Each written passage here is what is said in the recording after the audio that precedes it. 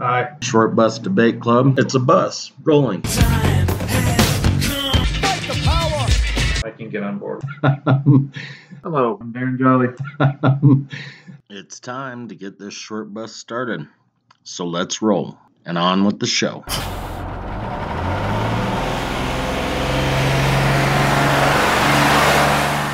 Hello and welcome to the second episode of the spring semester for Short Bus Debate Club. This is Friday, so it is going to be a lighter topic. At least it should start off that way. Darren and I have a tendency to argue a little bit, so maybe not the whole time, but it's going to be lighter, at least for an idea. It will indeed, yes. But yeah, so for those of you that have listened, maybe you're a regular listener, maybe you listen semi-regularly, maybe this is your first fucking episode. We have a tendency to form opinions. And I am of the opinion that and we're going to get into this in a little more detail, I guess. Probably a lot more detail because we've got an hour and probably another hour on top of that. It could even go on for even longer than that.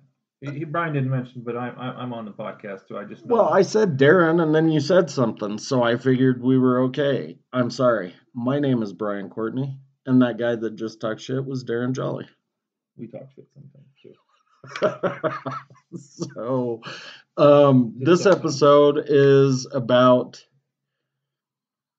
whether or not you can keep the same band name after, I don't know if I just want to say founders or if I say key components or essential elements or whatever are gone, right?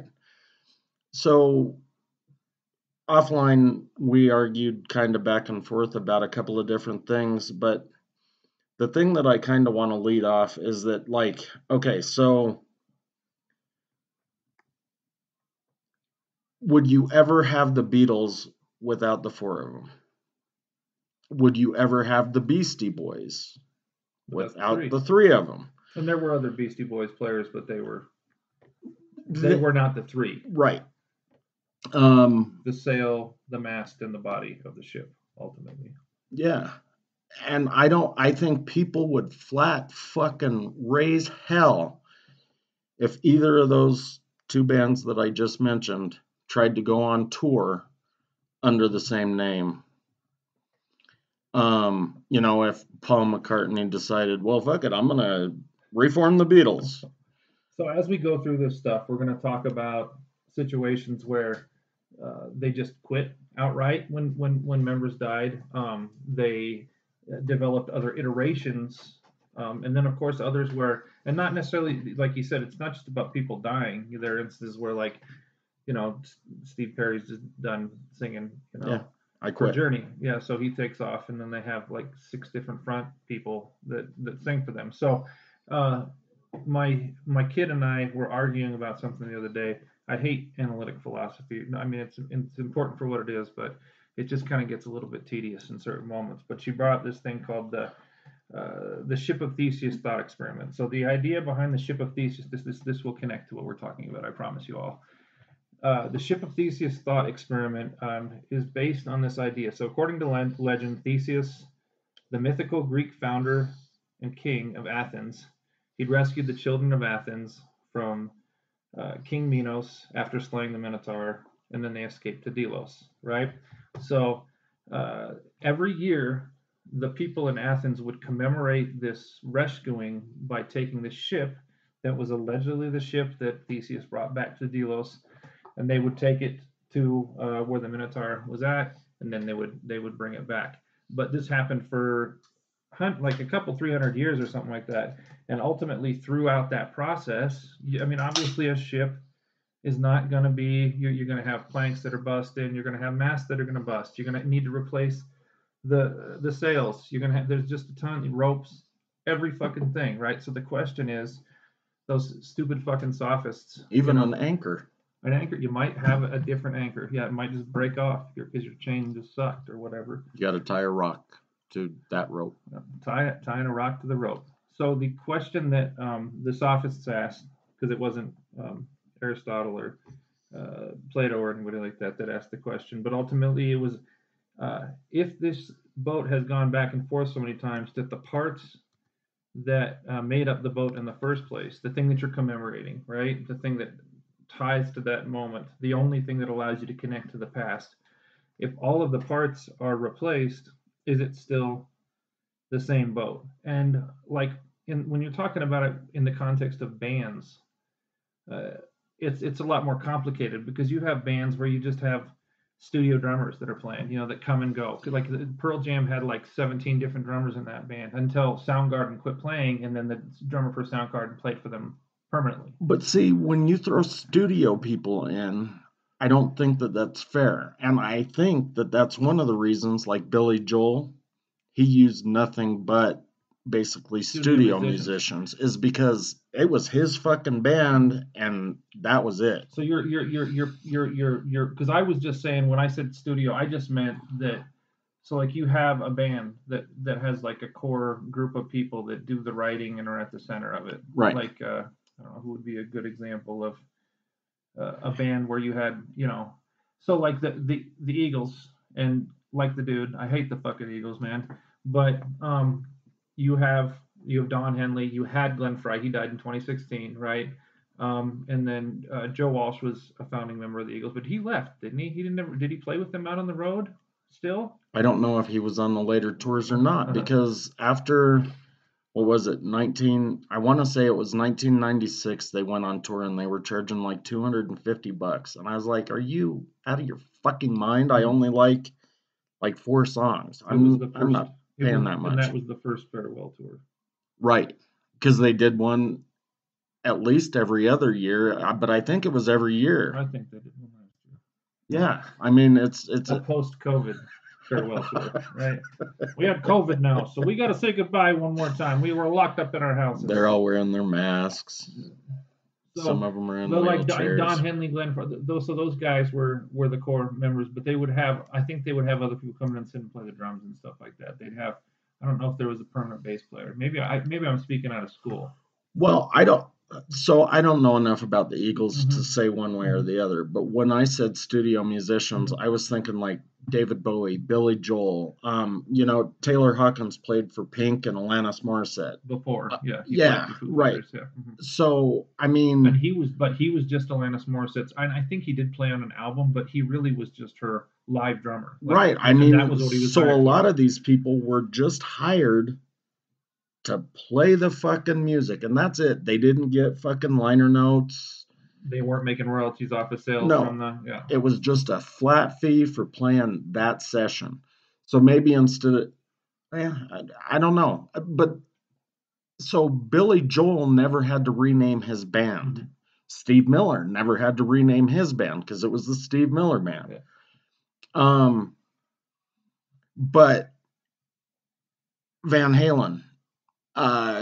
Iron Maiden, obviously nobody ever came up with another Beatles or another Beastie Boys, but I mean, another band that people would fucking just raise hell about, I'm guessing, and nobody's trying it, would be Soundgarden, and Chris Cornell's gone now, obviously, or Audioslave, and I don't think anybody would put up with that shit if they tried to put another frontman in there.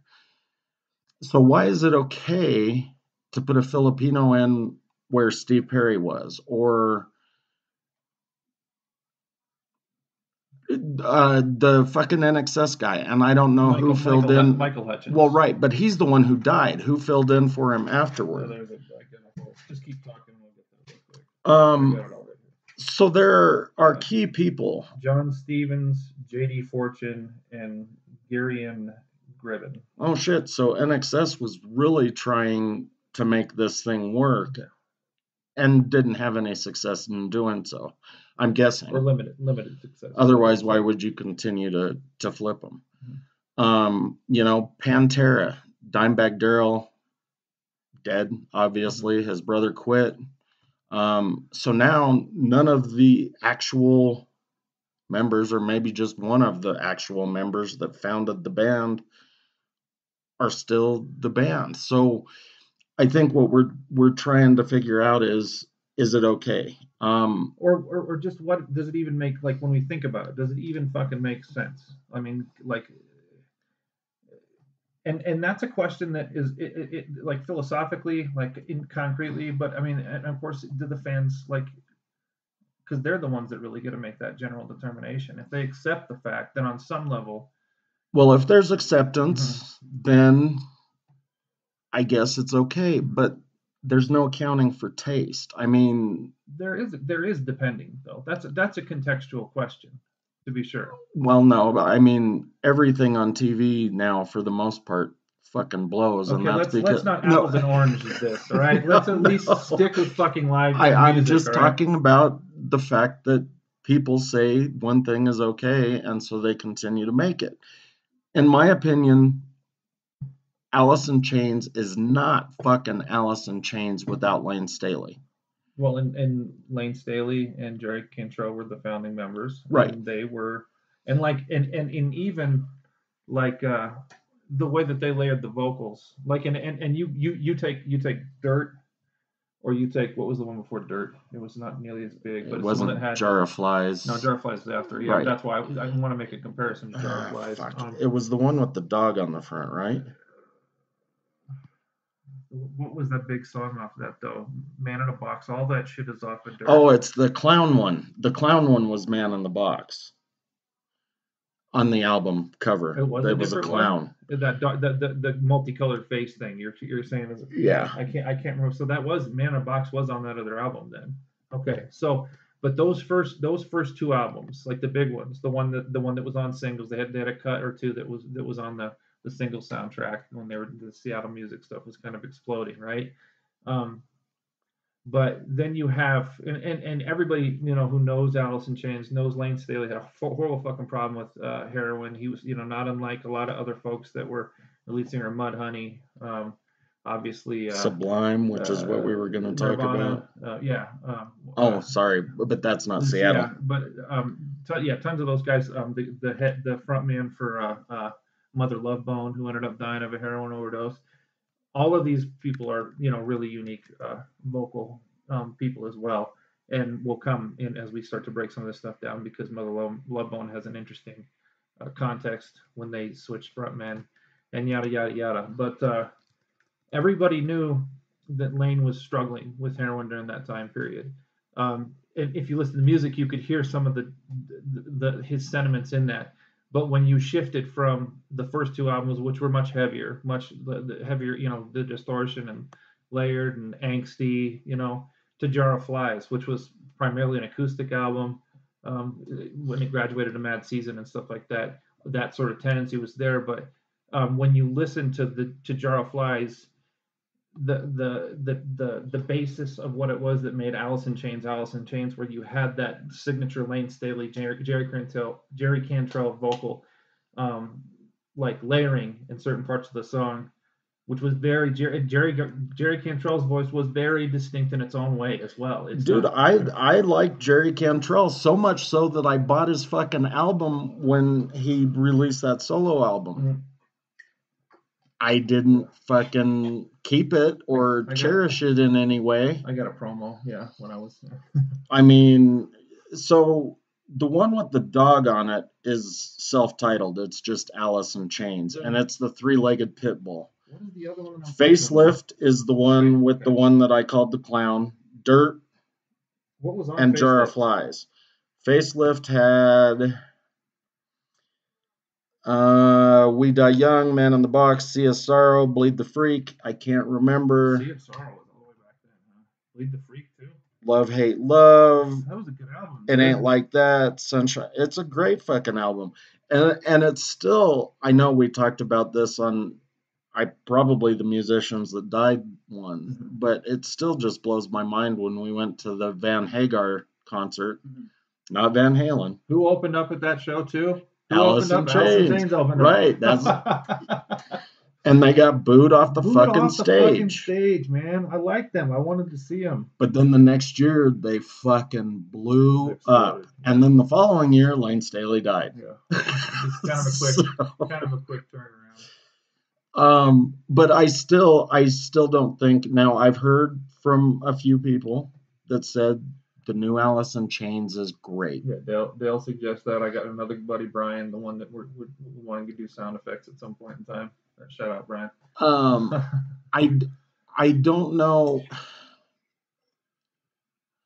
I don't know if it's true because I'm just so pissed. I think that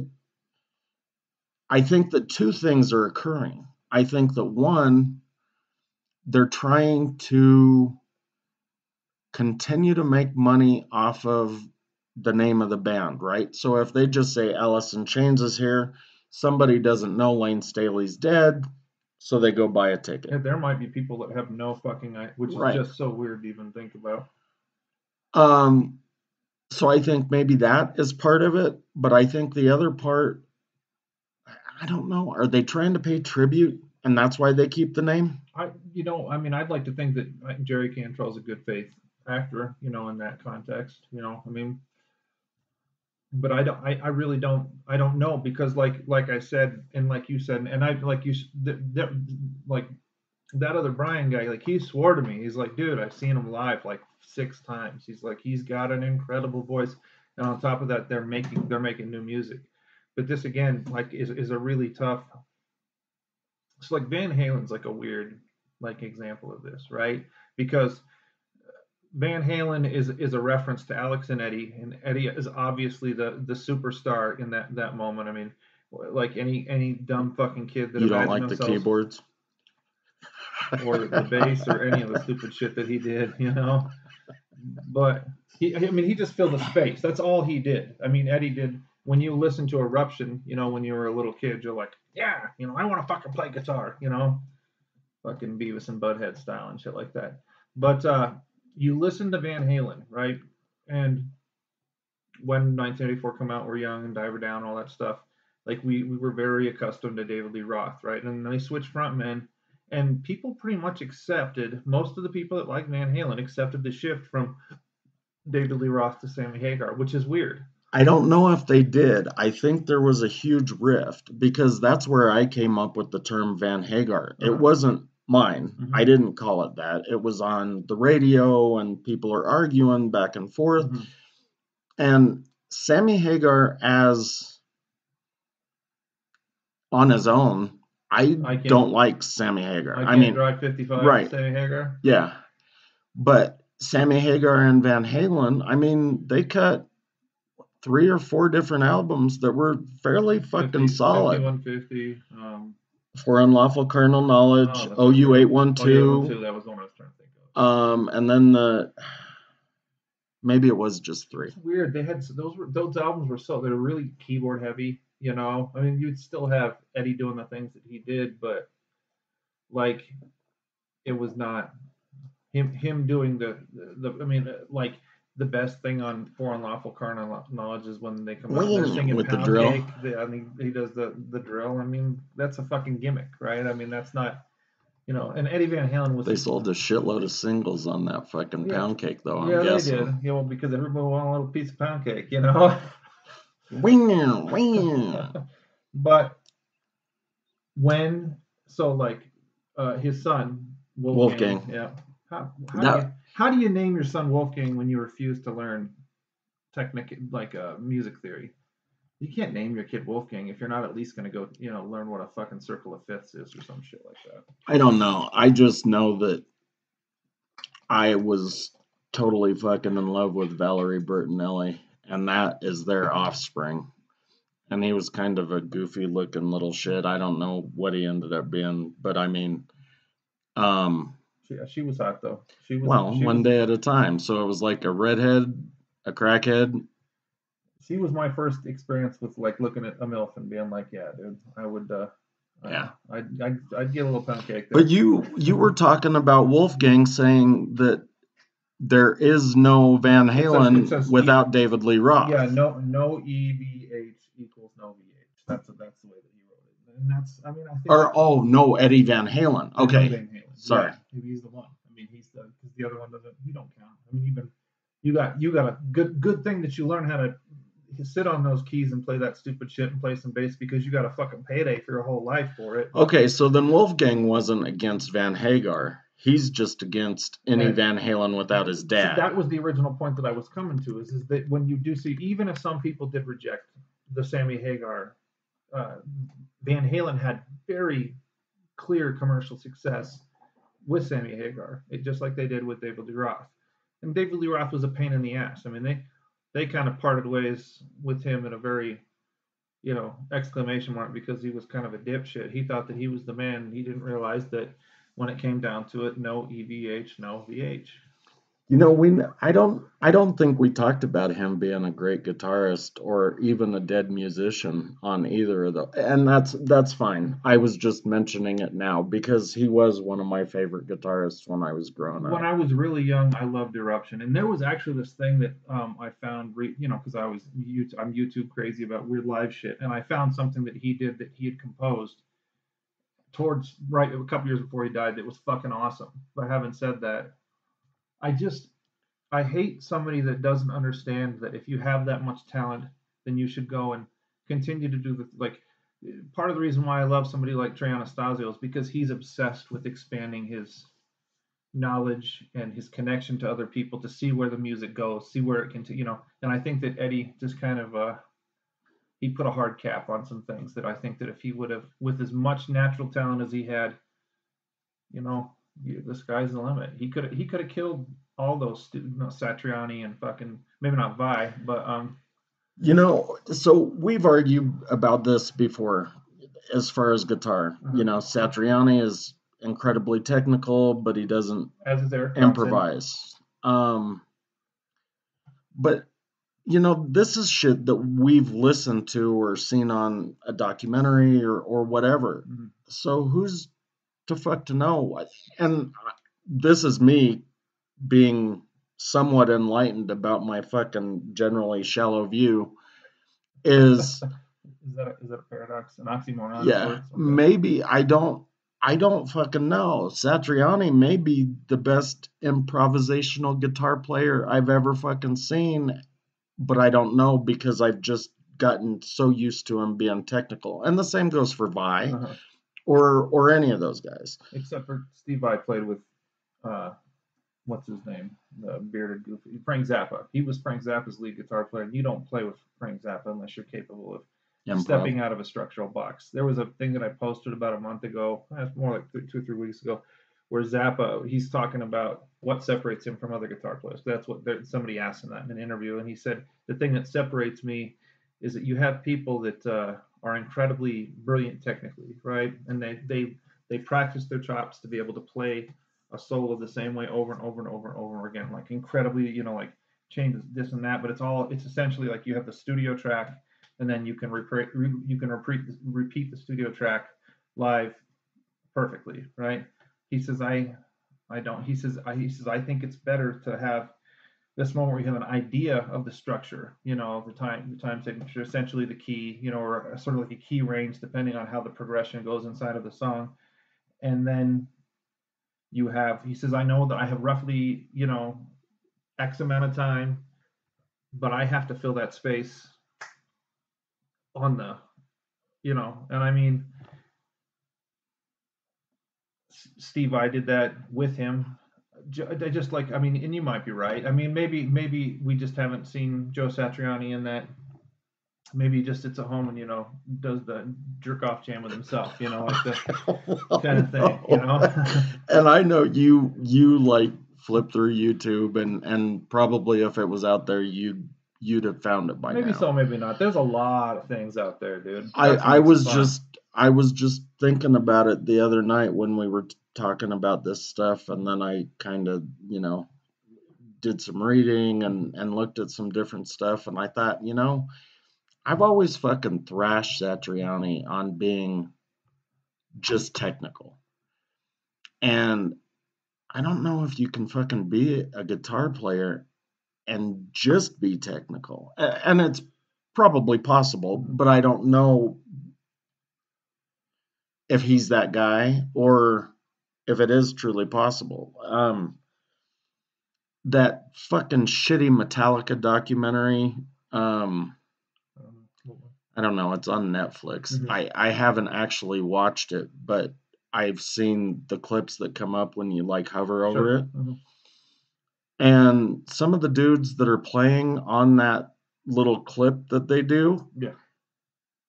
I had no idea that they could play that fucking well or Mhm. jam out. I mean, it was people from, rock bands that you may have never heard of. And I'm sorry, I can't remember any of them because, again, I didn't watch the fucking But it's on documentary. the documentary. Yeah. Do you know what it's called? It's a Metallica documentary. Yeah, and I didn't watch it because I'm so fucking pissed at Metallica still because of the Napster thing. But Well, you really know how to hold the grudge. I Don't you? do indeed. Okay, so since we were talking about Eddie Van Halen and kind of guitar, and I know Metallica, some kind of monster is the name of it. so there were a bunch of guitarists and bassists and shit, and they were just fucking rocking out. I mean, and Not with Metallica. They were just showing them, or what was the? no, I think Metallica was there, but they weren't playing, but they were playing Metallica songs. Oh wow, okay. Because I'm pretty sure one of the dipshits, probably fucking James Hetfield from Metallica, recorded the movie to begin with. Okay. Because Dale was telling me that. So what's his name? Jason from Flotsam and Jetsam. I got no idea. Go ahead. Anyway, Jason Newsted Okay. from Flotsam and Jetsam. He ended up being the bassist, guitarist. But then he left and he went to start this new band. And Dale's the one that told me in that documentary, Metallica went to see him live and they were trying to film him. And Jason Newsted kept like going off camera because he didn't like being recorded, huh? I think it was because he was fucking pissed at Metallica. Oh, really? That, yeah, I don't know for sure. I don't know how the whole breakup happened. But anyway, so we were talking about guitarists, Yeah. and when jamming out and shit like that. Yeah, but not Joe Satriani so much though. Maybe, right, but maybe. The reason, so I'm gonna kind of take a segue here and say a segue, oui, mon ami. Catch me where I pee. So, Quiet Riot. Anybody want a peanut? Was founded by Randy Rhoads, who was also a fucking wicked guitarist. At least if you listen to Ozzy Osbourne. Mm-hmm. None of the early Quiet Riot shit, at least not to my knowledge, was recorded. Until you said that to me tonight, I had no fucking idea you had any tie in there. And so he went to Ozzy, and then he died while he was with Ozzy. But the bassist that he pulled over to Ozzy ended up going back to Quiet Riot, and then that's when they released Metal Health. So when we were kids, you heard the urban myth, though, right? That Randy Rhoads never died, that he faked his death. Along with Elvis. Hmm. Yeah. Yeah, Randy and Elvis are sitting there playing. Randy's going, and Elvis is going, wise men say. I still think Elvis sucks. Only fools rush. But he's probably another guy that used studio musicians. Yeah, I don't think, or at least session musicians. I mean, like, other than like the moments where he was on, like the weird Tonight Show things that went on back then, did he go on tour at all? I don't think he went on tour. He fucking toured all the time. He was making movies too. He's a busy motherfucker. He needed to do all those drugs, man. He made a lot of money because. Did he really tour that much? I don't know. When I looked, because I was arguing with my mom about it because somehow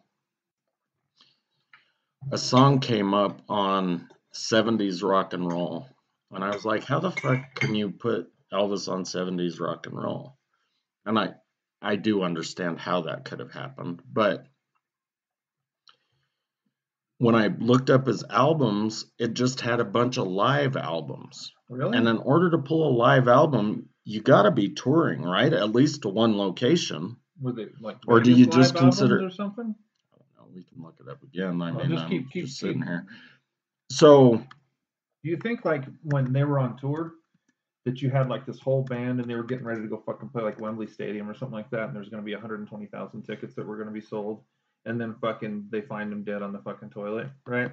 And they're like, we need to get another Elvis. We need to have, who can we have fill in for Elvis at the show so that people will say that this is still an Elvis concert?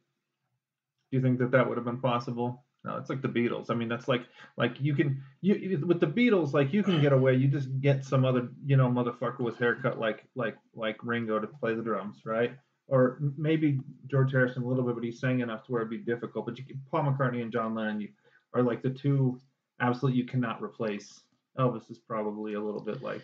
You know what's kind of funny about that since you said that, so I know I've at least told you, I may have said it on the air, but on Coursera, I took History of Rock and Roll 1 and History of Rock and Roll 2.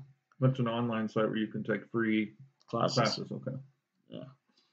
Great fucking class, by the way, because they go a little bit into R&B. They talk about record production. They had a teacher too, right? Yeah, and he wrote a fucking badass book. Do you still have the book in your library? Mm. Oh, that's too bad. You need to expand your library, dude. I know, I do.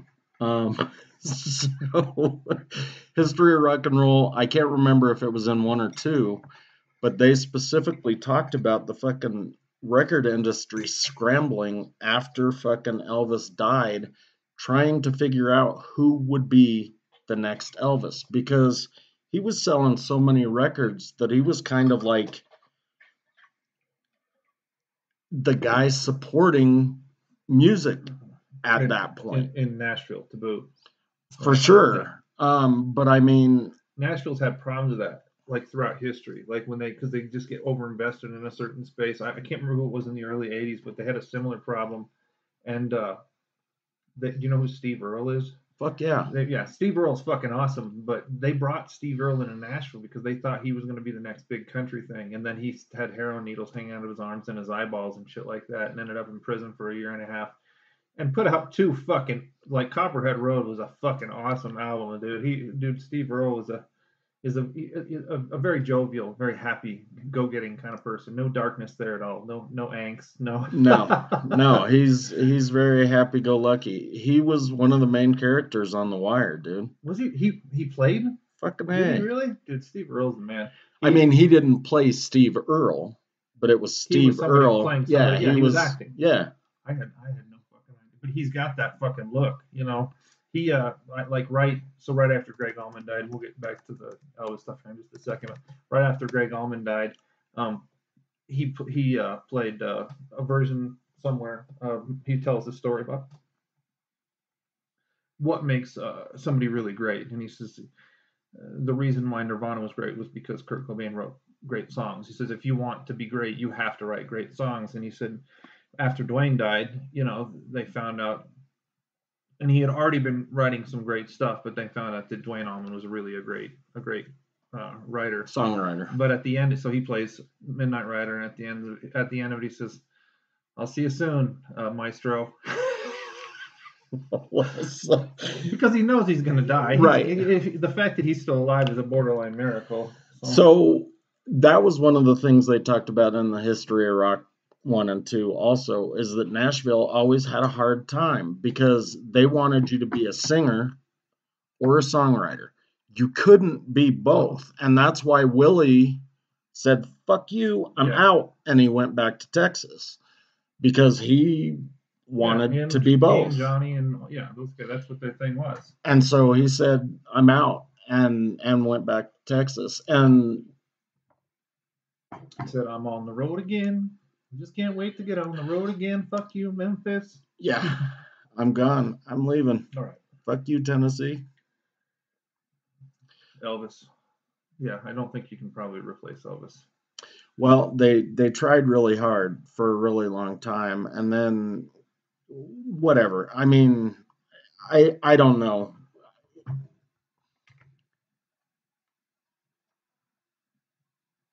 I was never a big fucking Elvis fan, but right after Elvis, disco hit, and I don't know if disco even. I don't know if I can go back and like the Temptations. They never tried to rename the Temptations, right? But they were R&B, not disco. But they transitioned into disco, didn't they? I don't think the Temptations ever played disco. No, because wasn't what's his name fucking what's her name's dad that fucking maybe they didn't. I don't know. So one of the things that's obviously very important when you're talking about the composition of a band is the specific sound that a person. So when you talk about Lane Staley, there's a clear vocal capability, right? So like the Dead, they had three people that played on the keys and died in their during their tenure before everything sort of dissolved at the end of 1995. Pigpen, he played harmonica, he sang, and he played the keys, and he died. Uh, Keith Gotchow, his wife, sang vocals when they're doing the night. They were all, you could tell they were just fucking snorting. They had coke, probably straws going up their assholes, to be perfectly honest with you. But because so Donna Sue Gotchow, who when Keith died, she became born again, and definitely didn't hang out with the Dead anymore. So but he died, and then Brett Midland, of course, died of a morphine overdose.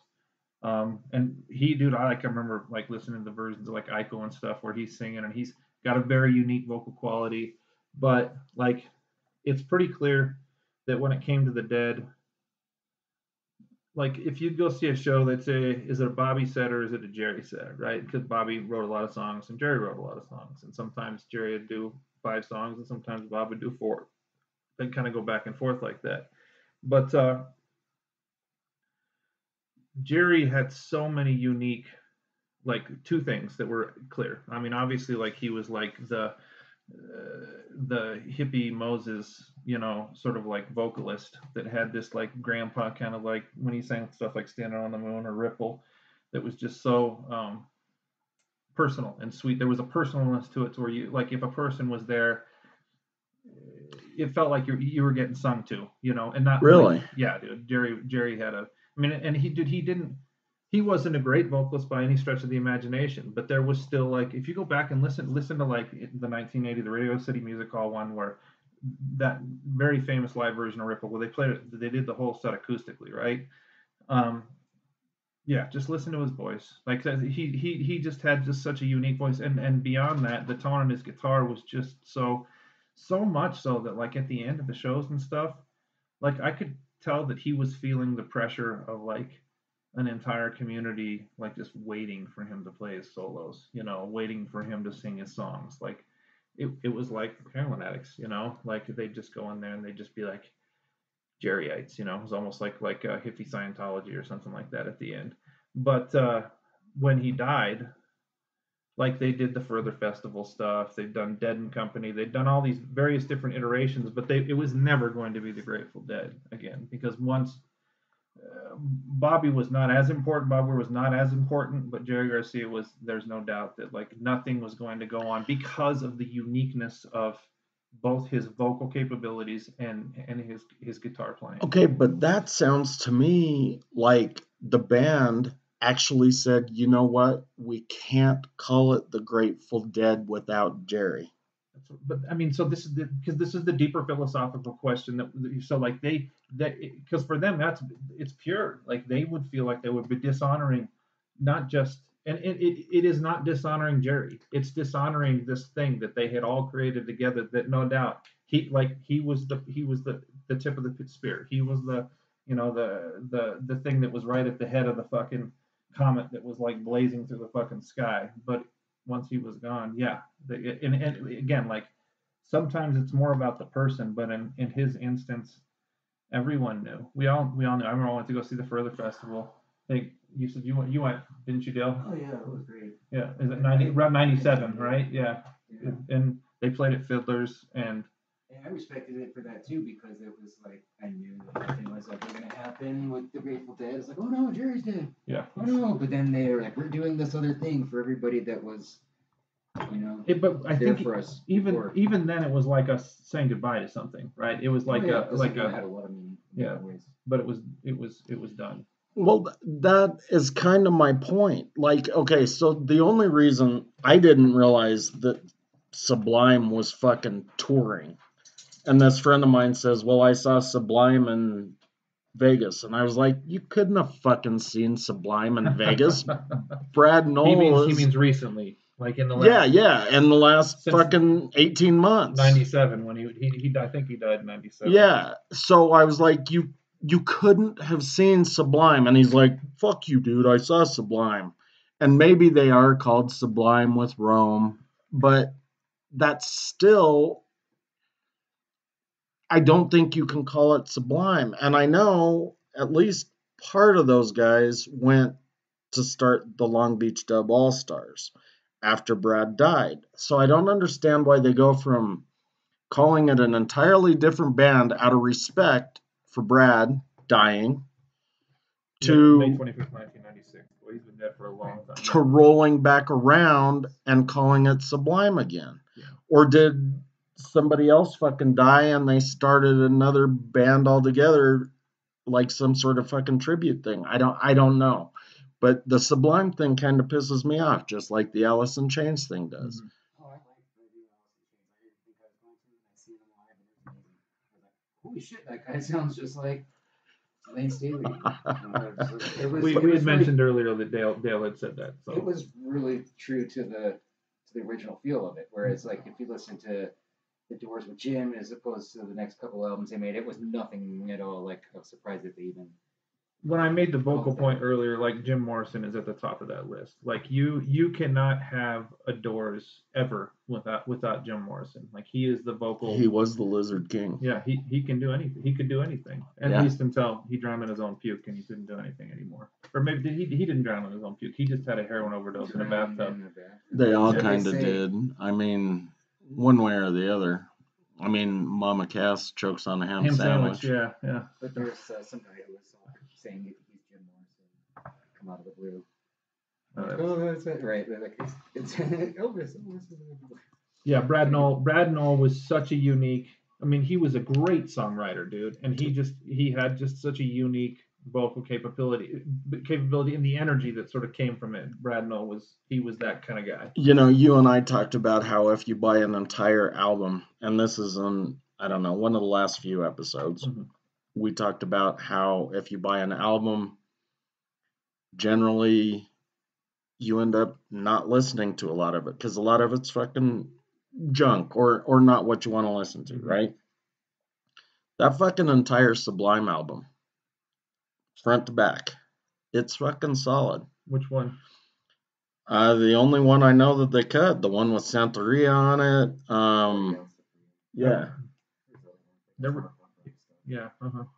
But 40 Ounces of Freedom was the biggest one. Well, that was when I figured out who they were. Did they do Scarlet Begonias on that one? Is that they covered it on one album? So they love the Dead too. So I remember that's how I first I went to go fucking see. I had free tickets to the KTCL Big Adventure. I think I was going with Alan Mann or something like that, and we go and it's fucking raining like a motherfucker. No, it was Josh. I went with Josh, super genius of the world, Josh. I saw a lot of shows with Josh, but he's going around hanging out with the girl that he came with, and I was just wandering, and I caught up with them, and they were playing Scarlet Begonias. He's like, dude, who is this fucking band?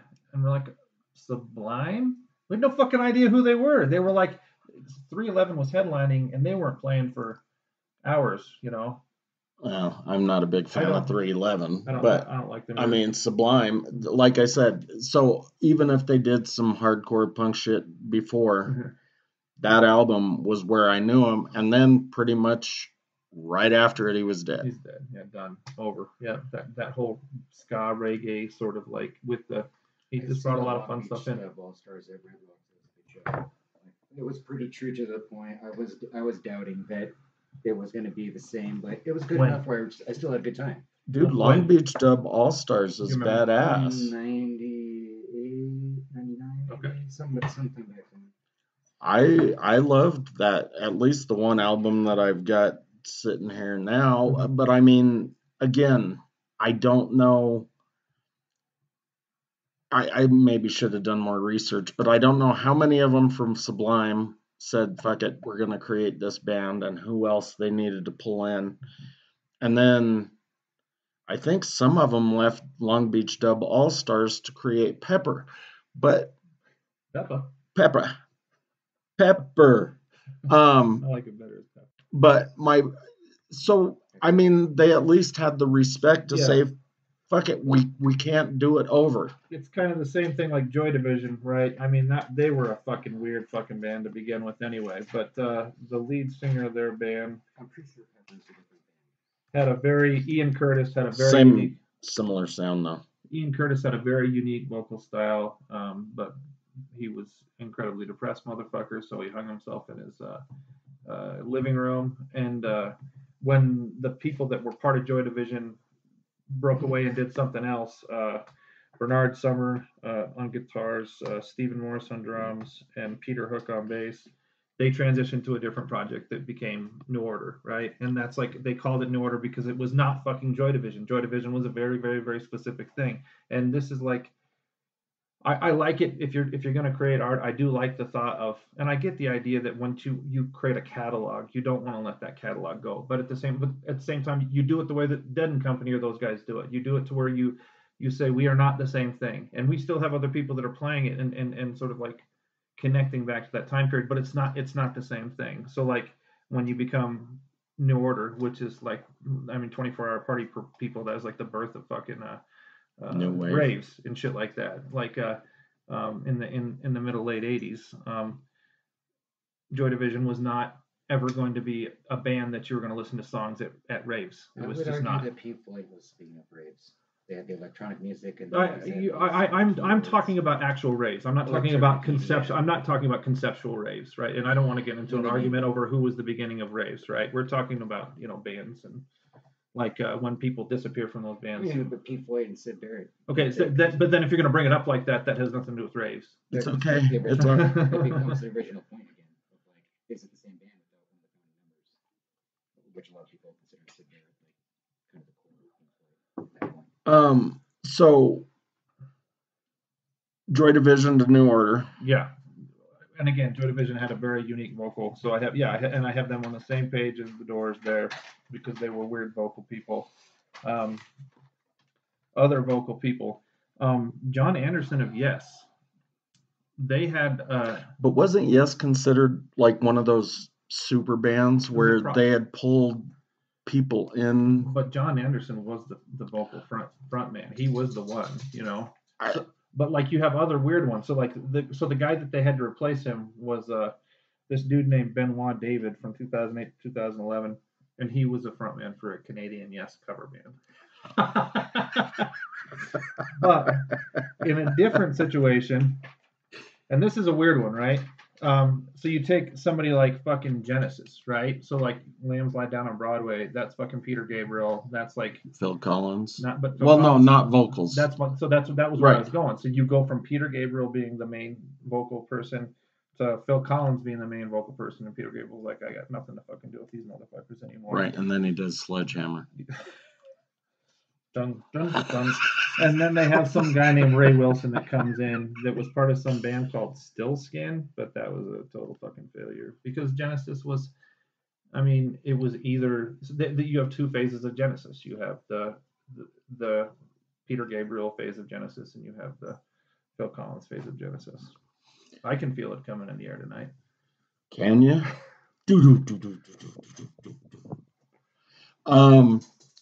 So I don't really fucking know. I mean, obviously we have a lot more to cover here. But I still want to go back. I mean, like, okay, so Motorhead is another one. You know, you showed me that fucking thing, and I had totally forgotten that Lemmy had died. And not only his voice, because it was fucking raspy and just crazy, but I don't you know. would imagine a Motorhead to be. He's the only one I've ever seen that sets the mic up like fucking 8 inches above his head and then points it down so that he can look up and sing at the mic.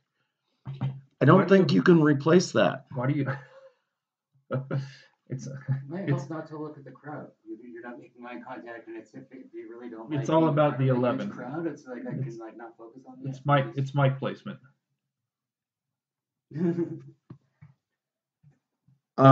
Yeah, so I don't think you can replace Lemmy on Motorhead. Because all right, so that was Lemmy Lemmy and mic placement. But I mean, there are so many others where.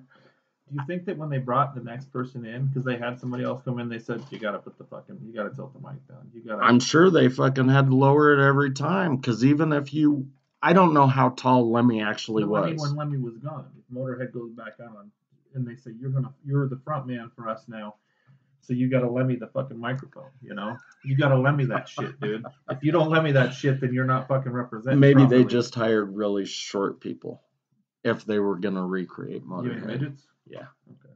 Or dwarves. Yeah. Depending. I'd like to see Peter Dinklage like go up there and fucking Motorhead a motherfucker. Especially like if he went up there in like fucking Game of Thrones garb, you know, like he was fucking Tyrion, you know? Yeah. Ace of Spades. Yeah, that'd be good. It'd be delightful. But so I mean, would you listen to Iron Maiden if Bruce wasn't there? I mean, I didn't listen to a lot of Iron Maiden anyway, but it's called pre-Bruce Dickinson, Iron Maiden, Paul Di'Anno. No, that isn't what I'm talking about. Band?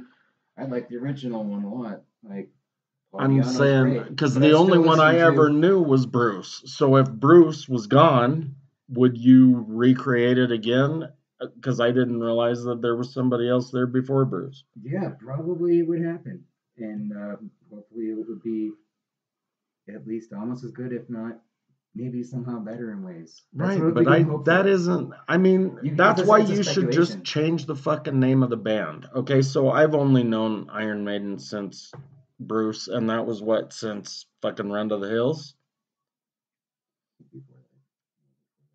Okay, so 82, 83. Pretty close. That's the only fucking Iron Maiden I ever knew. I don't think I could accept somebody else in that spot. I mean, he's got a fucking really key voice for, you know, Run to the Hills, and I just always remember 2 minutes from midnight. That's a great fucking song too. But I mean, so I don't know. Because we've talked about, like, okay, so Eddie Van Halen never even fucking sang a vocal. So that was actually exactly where I was going. Because, like, vocals is the obvious thing. Vocals is the thing that, like, when you're talking about sound and, like, who you hear and what you're used to. But there's no doubt. Then that's why I brought Jerry up in that spot. Because you have this unique situation where you have a person who has a very unique vocal capability, but these tones that are just so innately Jerry that... Well, I have a good one on that subject. So, Black Sabbath, when Ozzy left, I couldn't really get the hang of like finding like my appreciation of Dio as much. Well, or for that matter, Ronnie James Dio when Dio died. No, but when Dio died, because he just started the band called Dio, and they did something similar to what you talked about with the Dead, because they started a band called Black Sabbath thing. Yeah, recreation. I got it all in my notes. Yeah. I can't remember what the fuck it was called. Dio something or other, but it was basically saying we're not fucking Dio anymore. Maybe they called it Dio de los Muertos. That's right. Dio is dead. No more Dio. God damn it, I just had it here. Well, this is what starting to fucking drink does. What are you when you're not used to. you're It's Dio's Disciples for one, because he died in 2010. So in 2011, that same dude that I talked about, Rudy Sarzo, that Randy Rhoads the said bass player from Quiet Riot, Yeah. right? So Rudy Sarzo goes over to Ozzy, and then he goes back to Quiet Riot, and then he went to Dio, and then he was in Dio's Disciples. Well, he's an old ass motherfucker. I think He's it'd be hard 72 hard years to call old. him a disciple of Dio at that point in time. I mean, he was pretty much in the foreground of a lot of other things. I don't like that name. I think that's a bet. I think they should have gone with Dio de los Muertos. I think that would have been. That is a fucking solid name, dude. I think they should just call it that anyway. If you motherfuckers use it after I said that, I want fucking to get paid, bitches. Royalties. Or at least some sort of finder's fee. If I come up with something for like the Dead or Fish or something like that, you guys can have it for free. I get so much of your music for free. I'm okay with that. But Dio, I can't do that. For you. Okay, so we're coming up on an hour. You know, somebody here mentioned punk rock. It might have been me. Mm-hmm. Might have been. Oh no, it was Dale when he was talking about Sublime, because the Sublime thing was punk rock. Yep. So that kind of reminded me of Black Flag, because Black Flag started in 1976, right? $35 and a six pack to my name. 6-pack. Shit, that was a long time ago. And that was Henry Rollins was in that. Well, yeah. I only knew Black Flag as Rollins, right? Uh-huh. But Rollins was only there from 81 to 85. Black Flag is still around today. And I mean, dude, the list of members in Black Flag is, the current members are 4 because it's a punk rock band. But I mean, there's at least, 15, 20 on this past members list. And Henry Rollins is one of them. But he has that really distinctive voice too. But since he didn't come to the band until 1981, you obviously can't call him a founding member.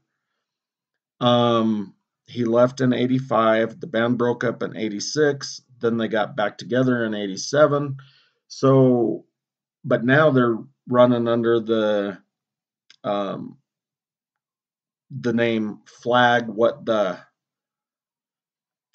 And I think that's because of a fucking lawsuit. You got some weird names. Mike Watt was in there. I mean, he was in the Minutemen, and the Minutemen lost their frontman too. They had to do something like that. But I think that actually when the Minutemen lost their frontman, I think they dissolved entirely. But I'm trying to find a list of members. There we go, former members. Well, Jesus fuck, members, right? So members allegedly currently Greg Ginn, Mike Vallely, Harley Dugan, and Charles Wiley. Right. Former members: Keith Morris, Raymond Pettibone, Jim Kansas Dearman, Brian Migdal, Glenn Spot Lockett, Chuck Dukowski, Robert Robo Valverde, Ron Reyes, Des Carina. There's Old Henry, Emil Johnson, Chuck Biscuits. That's a great name. Fucking Chuck Biscuits. Go have some biscuits and gravy after a night of drinking, and you might be Chuck Biscuits. Bill Stevenson. Chuck Biscuits. Kira Rosler, Anthony Martinez, Sil Revuelta. Yeah, there's a shitload, dude. I mean, we don't have to fucking name them all. I was almost there, bitch. Okay. Let me finish. Gregory Moore, Dave Klein, Brandon Petzborn, Tyler Smith, Joseph Noble, and Isaiah Skill. The one I said that Mike Watt, that must have been some sort of an offshoot because he's not even on that list. So, but fuck yeah, is that really Black Flag? So I don't know, because Rollins, he does fucking weird poetry and shit now, and has like this podcast and some sort of fucking talk show or some shit. He's super political. He go hang out with like Jello Biafra and all them. Is he alive still? I have no fucking idea, dude. But I mean, and Rollins did fairly well on his solo career as an artist. I mean, again, because of that distinctive voice. So they were together 5 years before Rollins. They were together 5 with him. Is it Rollins' band or not? No, because there is a Rollins band afterwards. Yeah. I don't know. I don't know how to answer the question, but clearly somebody was pissed because now they're fucking touring under flag because of some sort of fucking lawsuit.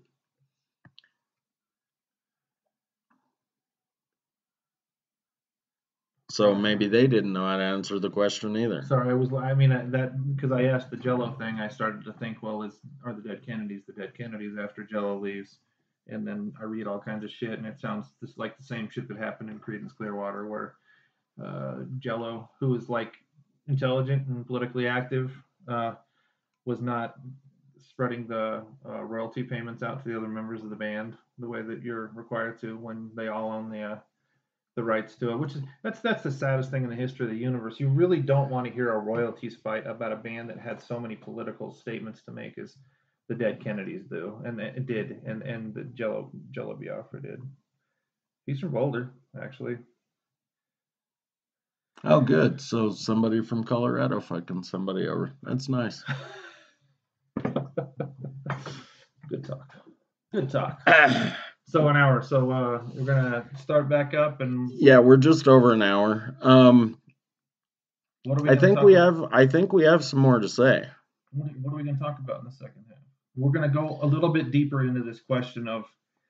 Yeah, I don't know, because vocals, there's some other weird shit. Like if you create this super band, which there were a lot of them, right? Mm-hmm.